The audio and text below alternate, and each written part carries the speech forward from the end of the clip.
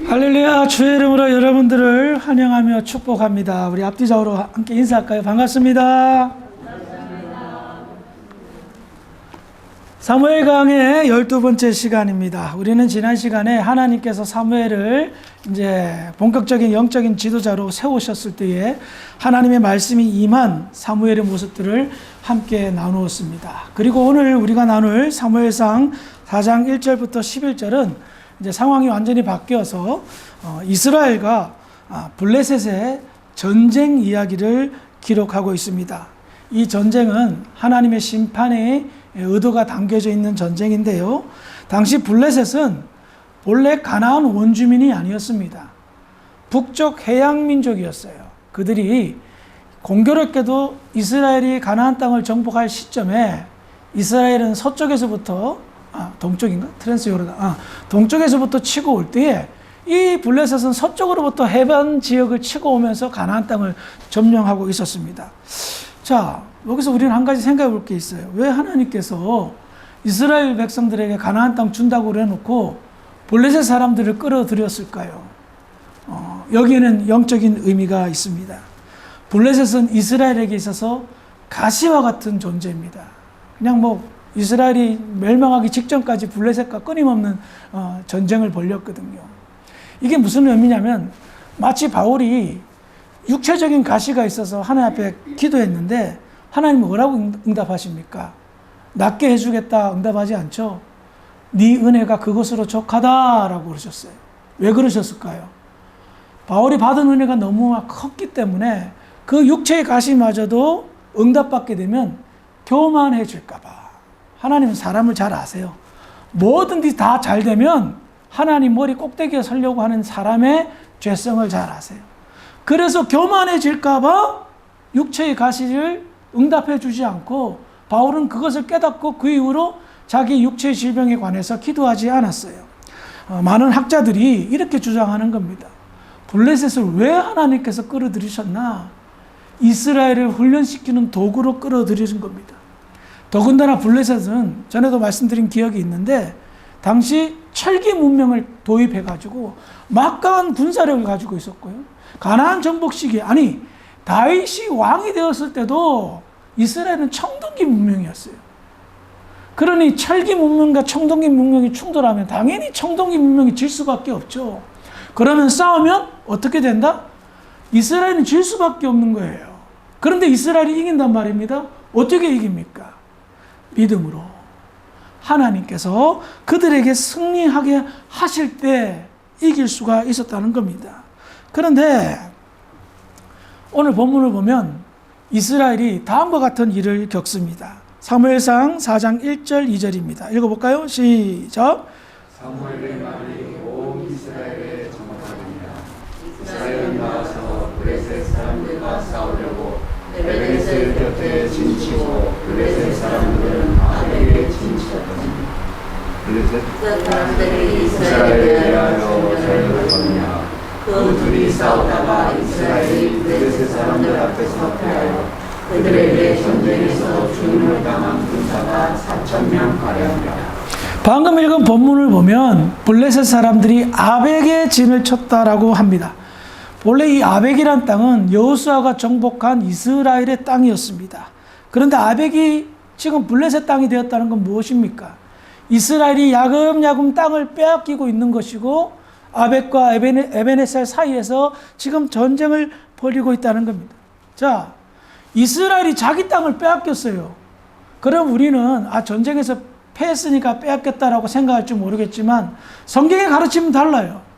이스라엘 땅이 빼앗겼다는 것은 지금 믿음 생활 잘 못하고 있어서 하나님께서 안 지켜주셨다라는 증거라는 겁니다. 그래서 지금 알 수 있는 것은 이스라엘이 블레셋과의 전쟁에서 자꾸 땅을 빼앗긴다는 것은 하나님께 징계를 받고 있다.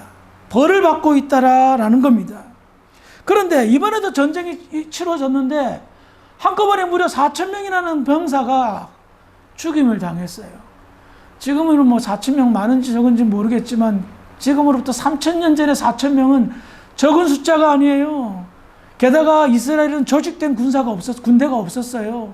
지파별로 나누어져 있어가지고 일종의 민병대들이 모여가지고 싸우는 거기 때문에 4,000명은 엄청난 숫자예요. 근데 이스라엘 백성들은요, 전쟁을 벌였을 때 자기들이 진다라고 생각하지 않았던 거예요. 이길 수 있다라고 생각한 거예요.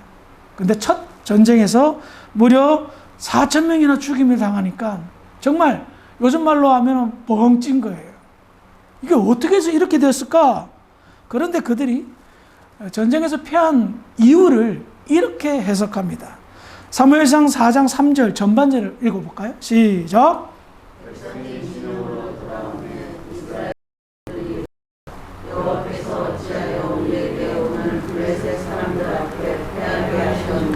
자, 이스라엘의 당시 지도자들이었던 장로들이 전쟁에 패한 이유를 어떻게 해석합니까?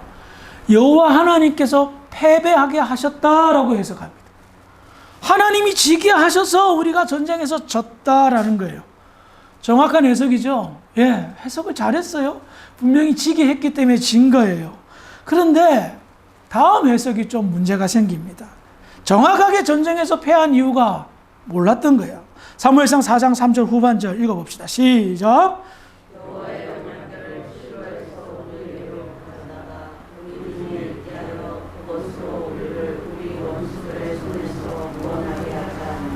이스라엘의 장로들이 전쟁에서 패한 이유를 이렇게 해석했습니다. 하나님께서 패하게 하셨다. 왜 패하게 하셨냐? 언약궤를 앞장 세우지 않았기 때문에 하나님이 패배하게 하셨다라고 해석을 한 겁니다. 이거 한 가지만 봐도 당시 이스라엘의 지도자들이 얼마나 영적으로 깨어있지 못했다는 것을 알 수가 있습니다. 정신 차리지 못한 거예요. 왜 실패했는지, 왜 졌는지를 깊이 생각해 보지 않았어요. 과거 이스라엘이 전쟁에서 졌던 어떤 전쟁 기록이 하나 있는데요. 그것은 여호수아가 가나안을 정복할 때 두 번째 성이었던 아이성 전투였습니다. 첫 번째 전쟁은 어디서 일어났죠? 여리고. 여리고 어떻게 이겼어요? 손 안 대고 코 풀었어요. 뱅글뱅글 돌면서 여리고 무너뜨렸잖아요. 그러니 이스라엘 사기가 얼마나 대단했겠어요. 그 다음에 엄청나게 큰 아이성입니다. 아무도 두려워하지 않았습니다. 그런데 전쟁에서 완전히 대패를 했습니다. 여호수아가 정말 이상한 거예요. 어떻게 하나님 우리를 지게 하실 수 있을까? 옷을 찢고 회개하고 철저하게 전쟁에 진 이유를 밝혀냈어요. 이유가 뭐냐? 당시 이스라엘 사람 중에 아간이라는 사람의 범죄.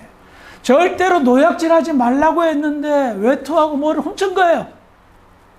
그 범죄가 하나님의 심기를 건드렸고 불순종의 대가로 아이성 전투에서 패배한 거예요. 여호수아가 진노하고 이 아간을 어떻게 죽입니까? 이스라엘 온 백성이 돌로 쳐 죽여서 돌무더기가 산이 될 만큼 엄청난 죄에 대한 대가를 지불하게 하였어요. 그 다음에 아이성 전투에서 승리하였어요. 자, 여호수아는 어떤 방법을 택했습니까? 철저하게 회개하고 전쟁에 진 이유를 정확하게 밝혀내었어요. 그런데 이스라엘 장로들은 어떻게 해결했죠? 어떻게 해석했습니까? 기도했습니까? 회개했습니까? 아, 언약궤를 안 가져와서 졌구나.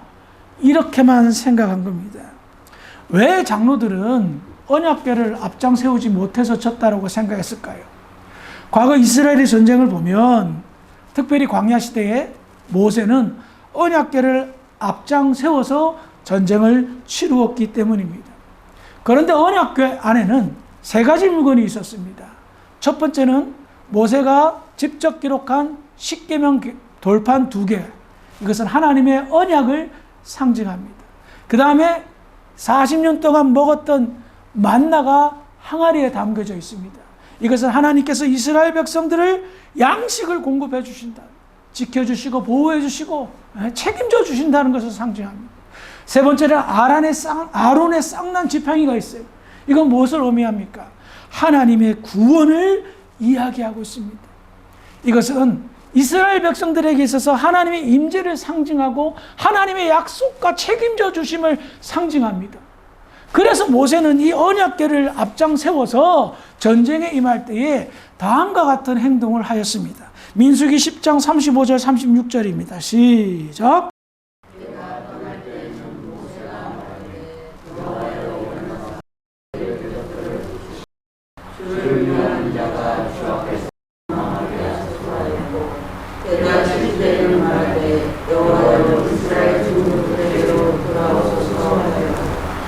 모세가 뭐 됐어요? 기도했어요. 믿음으로 하나님께 간구했어요. 그러니까 이스라엘의 승리가 이루어질 수밖에 없었던 겁니다. 그런데 이런 언약궤에 대한 바른 이해도 없이 이스라엘의 장로들은, 그리고 이스라엘 백성들은 단순히 전쟁에서 승리하는 어떤 상징물, 무슨 주술 도구 같은 거로만 이해를 했던 겁니다. 게다가 그 언약궤를 가지고 온 인물들이 누구죠? 홈리와 비느하스입니다. 하나님을 망령되이 만든, 하나님을 완전히 멸시하고 모독한 그 두 인물이 그래도 당시 제사장을 대표하였기에 홈리와 비느하스가 언약궤를 책임지고 가져왔던 겁니다. 자, 이렇게 언약궤에 대한 잘못된 이해를 가지고 단순히 전쟁에서 승리할 수 있는 그런 상징물이라고 생각하며 가져왔어요. 그러자 이스라엘 백성들의 사기는 어떨까요? 승리할 거다라고 확신하며 환호성을 지릅니다. 그런데 결과가 어떻게 되었어요? 사무엘상 4장 10절 11절입니다. 시작.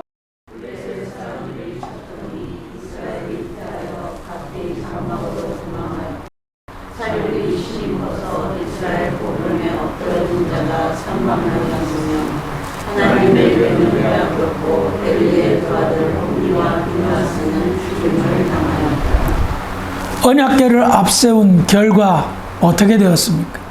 첫 번째는 언약궤가 빼앗겼습니다. 세상에 이런 국가적인 망신도 이런 망신이 없을 거예요. 게다가 군사가 무려 3만 명이나 죽었어요. 정말 많은 숫자가 떼죽음을 당했어요. 그리고 하나님의 심판 예언대로 홈리와 비느하스가 한날 동시에 죽임을 당했습니다. 지금 이스라엘의 문제는 무엇입니까? 언약궤를 어떻게 생각했습니까? 언약궤는 하나님의 축복을 상징하는 도구입니다.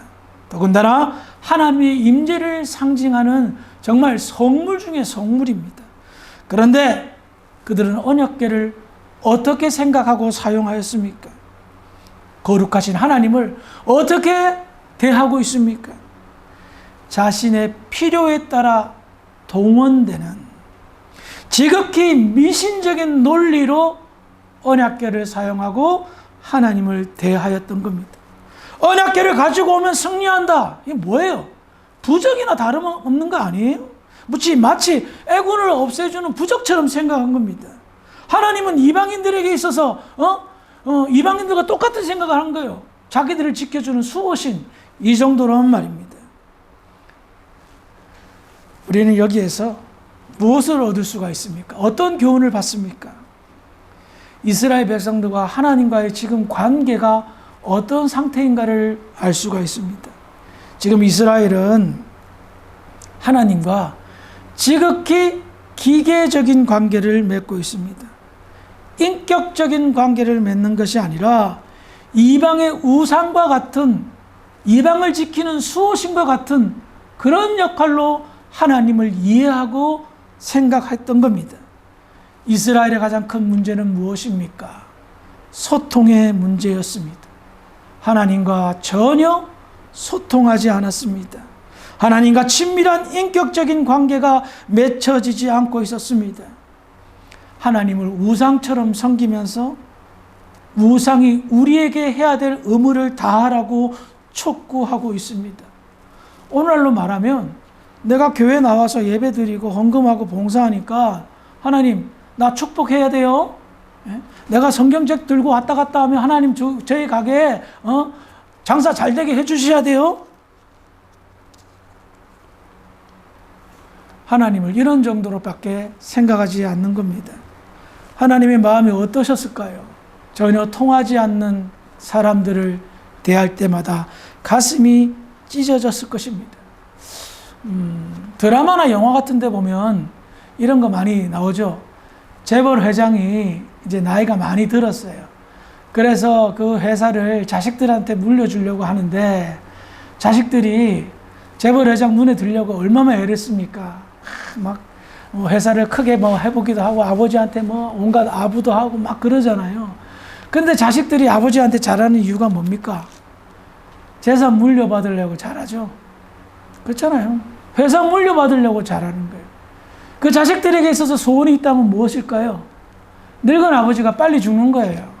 그래서 재산 물려받는 거예요. 그것을 아버지가 알고 있다면 어떤 기분일까요? 내가 자식 잘못 길렀네. 혹여나 병원에 입원했어요. 자식들이 병문안 와가지고 아이고 아버지 건강하셔야죠, 회복하셔야죠 하는데 속으로는 아버지 언제 죽지? 빨리 죽어야 그 재산 내 건데.